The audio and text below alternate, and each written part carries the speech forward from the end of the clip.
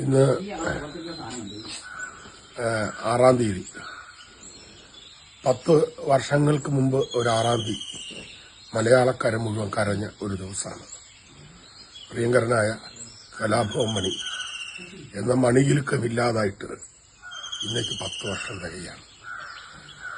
ഞാൻ അദ്ദേഹമായിട്ട് വളരെ കുറച്ച് സിനിമയിലെ അഭിനയിച്ചിട്ടുള്ളൂ. ഒരുപക്ഷെ അദ്ദേഹത്തിന്റെ പാടിപ്പോവാത്ത ഒരു സിനിമാടന്മാരിൽ ഒരാളായിരിക്കും ഞാൻ.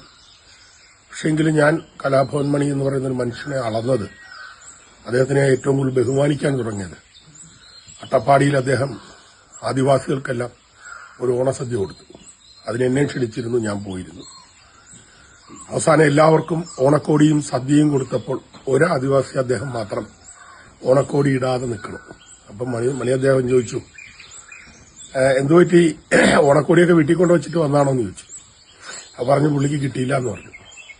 തൽക്ഷണം അദ്ദേഹം മണിച്ചേട്ടൻ അദ്ദേഹത്തിന്റെ ഉടുപ്പും മുണ്ടും ആ ആദിവാസി അദ്ദേഹത്തിന് കൊടുത്തിട്ട് അദ്ദേഹത്തിന്റെ ഉടുപ്പും മുണ്ടും വാങ്ങി ഇദ്ദേഹം ധരിച്ചതിന് ശേഷം വേദിയിൽ വീണ്ടും പാട്ടുപാടാനും ആടാനും ഒക്കെ തുടങ്ങി. അവസാനം എല്ലാ പരിപാടിയും കഴിഞ്ഞ് പോകാൻ നേരത്ത് അദ്ദേഹത്തിന്റെ ജഗ്വാർ കാറിനകത്ത് നീ ഇതിനകത്ത് കയറിക്കുന്ന, ഞാൻ അവിടെ ചാലക്കുടി വിട്ടുതരാം, പിന്നെ അവിടെ നിന്ന് പോയപ്പോൾ എന്ന് ചോദിച്ചു. എന്റെ വണ്ടി പുറകെയും വന്നു. ആ സമയത്ത് വണ്ടിക്കകത്തൊരു മണം. ആ മണം ഇങ്ങനെ അദ്ദേഹം മണം പിടിച്ച് അവസാനം അദ്ദേഹത്തിന്റെ മണത്തിന്റെ ഉറവിടം കണ്ടെത്തി. തന്റെ ഉടുപ്പും മുണ്ടിൽ നിന്നാണ് ആ മണം വരുന്നത്. ആ മണം, ആ ഉടുപ്പിങ്ങനെ കൂട്ടിപ്പിടിച്ച് അദ്ദേഹം മൂക്കിലോട്ട് വെച്ചിട്ട് ആ മണം ഇങ്ങനെ ശക്തമായി എടുത്തിട്ട് അദ്ദേഹം നിഷ്കളങ്കമായി പറഞ്ഞൊരു വാചകമുണ്ട്. ഞാൻ അദ്ദേഹത്തെ ഏറെ ഇഷ്ടപ്പെട്ടു പോയൊരു വാചകം.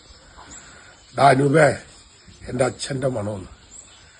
അധ്വാനിക്കുന്ന മണ്ണി പണിയെടുക്കുന്ന ഒരു ആദിവാസിയുടെ വിയർപ്പിന്റെ ഗന്ധത്തിന് എന്റെ അച്ഛന്റെ ഗന്ധമാണ് എന്ന് തിരിച്ചറിയാനുള്ള ആ മനുഷ്യന്റെ ശേഷിയാണ് മണിയെ മലയാളക്കരയുടെ മണികിലുക്കമാക്കി മാറ്റിയത്. ഏറെ വേദനയോടെ അദ്ദേഹത്തിന്റെ ആത്മാവിന് നിത്യശാന്തി നൽകണമേ എന്ന് ഈ പ്രപഞ്ചത്തോട് പ്രാർത്ഥിച്ചുകൊണ്ട് ആദരാഞ്ജലി.